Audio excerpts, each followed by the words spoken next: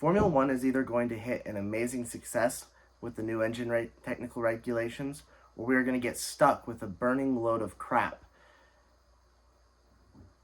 We are going to go into a deep dive into the new engine regulations, talk about them, break them down so we can know what the teams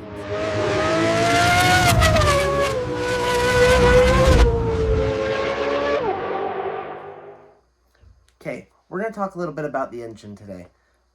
We're going to start with the size and or the specifications for each and every engine that Formula One has. In the technical regulations, as you can see, I've highlighted some things.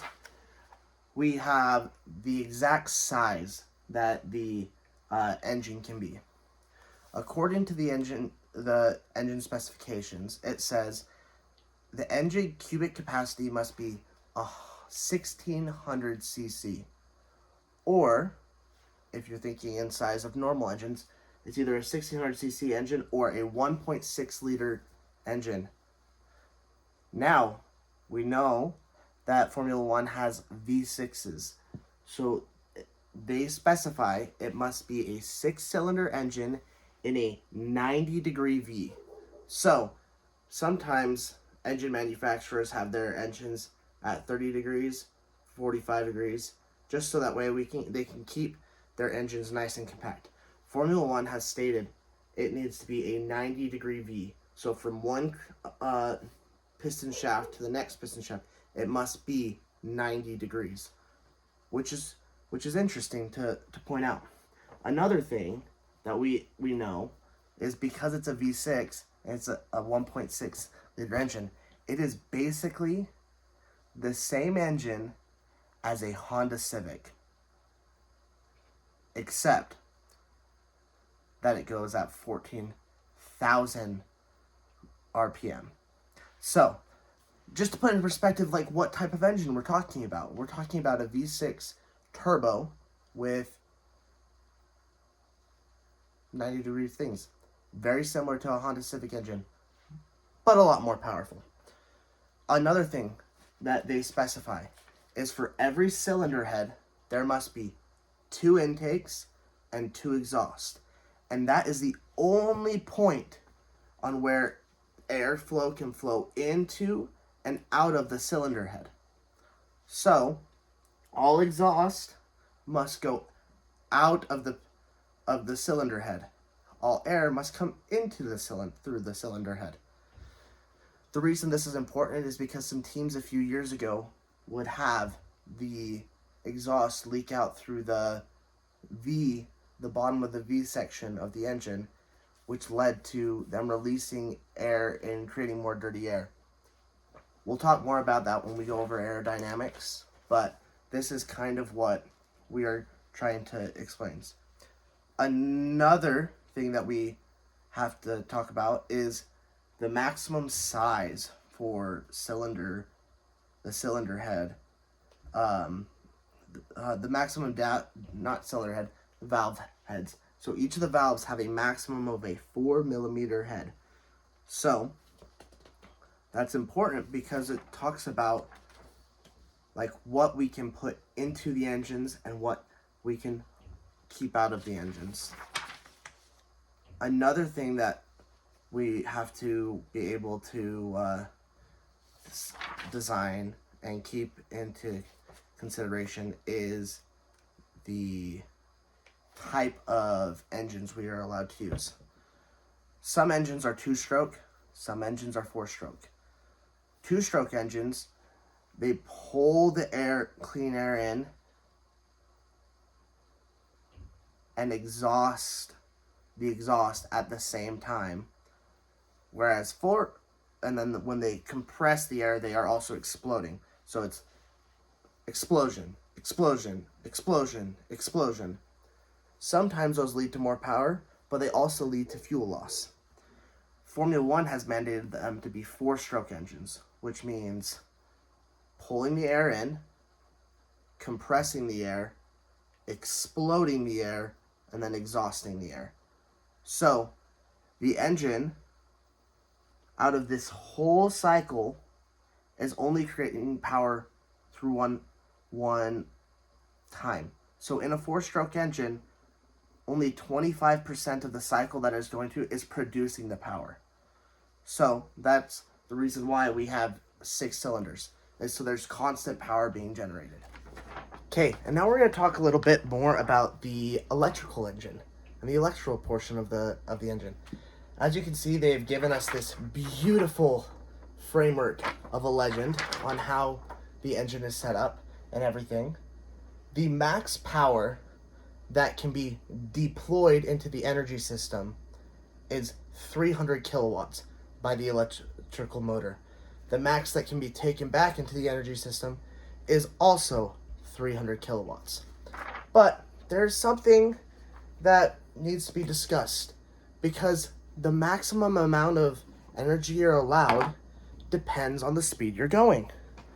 So we can go like this. So the kilowatts equals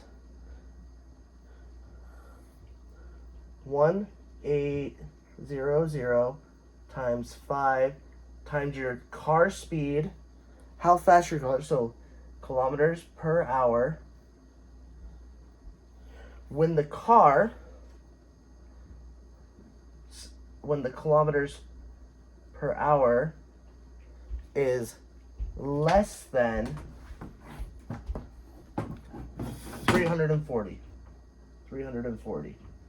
So when your car speed is less than 340 kilometers an hour, we are allowed to go 8. You have this equation right here that explains how fast and how much power you're able to deliver. But if we're between 340 and 345, we have this new equation, which is 6800 times, or minus 20. Oh, this is minus, sorry, not times. Minus 20 times kph. If you're going 340, between 340 kph, but less than 345 kph. Any speed past 345 kilometers an hour, you will get 0 kilowatts from the electrical motor, unless you're in override mode. And override mode allows us to have one more equation that these teams needed to put into their electrical motors. During override mode, or overtake mode, depending on whichever way you prefer, the equation is 7100 minus 20 times your car speed, kph, up to a speed of 355 kilometers an hour. Is less than 355 kilometers per hour. So we have 2 different systems, and this is one of the reasons why some drivers are a little upset, is because before they had a set amount of energy they were allowed to engage during this straight. But as you can see, if a car starts out on a straight going like 250 kilometers an hour, which is pretty slow for a Formula 1 car, as they speed up to 340 kilometers an hour, their speed dramatically drops, and the amount of energy that is being given to them by the electrical motor drops substantially. And then once they hit 345 kilometers an hour, it instantly cuts out. So we have all these dilemmas with these teams who are trying to develop this. And then with override mode, imagine you're racing next to someone, your engine cuts out the electrical motor at 345, while this person who's trying to overtake you gets 355. They get more electrical energy. So at the end of the straight, as long as if you both still had battery, which is a whole nother system that people are worried about, the person in override mode could easily overtake you. And that's kind of the thing that the teams and drivers are worried about, is they feel like the energy that they are able to produce won't be able to last an entire lap. Okay, now it's time to talk about one of the controversial things that people are struggling with, is the Mercedes engine. Red Bull can kind of do it, but mainly it's Mercedes who knows how to do it. So, the rules state, and let me find where the rules states this exactly, that no cylinder of the engine may have a geometric compression ratio higher than 16. The procedure to measure this value will be detailed by each power unit manufacturer according to the guidance document, which they've provided elsewhere, and executed at ambient temperature. So, what the FIA basically told all these teams is, we're only going to measure this after the cars have cooled down, after the race or before the race. So some teams like Mercedes, they were able to design their cylinder heads to do such things like this. So at ambient temperature, their piston inside their cylinder head is a good 16-1. Perfectly legal. It's good. But during working pressure, what they're able to do, and the FIA has stated they are not measuring it during working temperature, it's only during ambient. The way they've designed their cylinder heads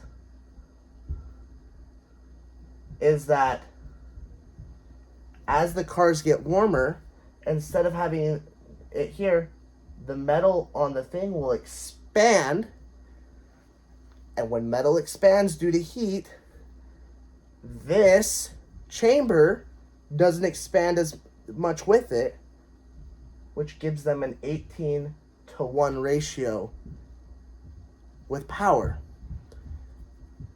And the FIA is not measuring this. They're measuring this. So during a race, they're able to run 18-1 while a lot of other teams are running the 16-1. So, this is important. And this is being discussed by the FIA. They've talked about it. This is completely legal for the first 13 races. After the Dutch Grand Prix, they're going to change how they measure it. But Mercedes, as long as they can get their engine working with their car and their fuel, they will have a power ratio that is greater than what the mandated requirement is because of the way they design their cylinder heads. Which is honestly an engineering marvel. And it's super cool. Say what you will about what the spirit of the rule says, that doesn't matter. According to the FIA, at ambient temperature, it must be 16-1. No other time in the rules does it say it needs to be 16-1. Only at the time of measured, and they're measuring it at ambient. This is super cool. Granted, by the Dutch Grand Prix, this will be done because they're changing the way they're testing it. But it's interesting how teams are able to develop these things to produce these challenges and these ways to benefit themselves. So, thank you. Thank you for listening to my little rant.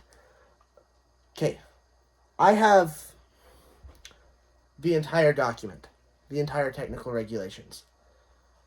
I'm willing to break them down as much as I can. Let me know in the comments what section of the technical regulations you would like me to focus on next. You got active aero. We can go even deeper into the engine. We can talk more about the electrical motors. We can talk more about the sustainable fuels. We can talk about all these new regulations that these teams must abide by. Let me know what you would prefer.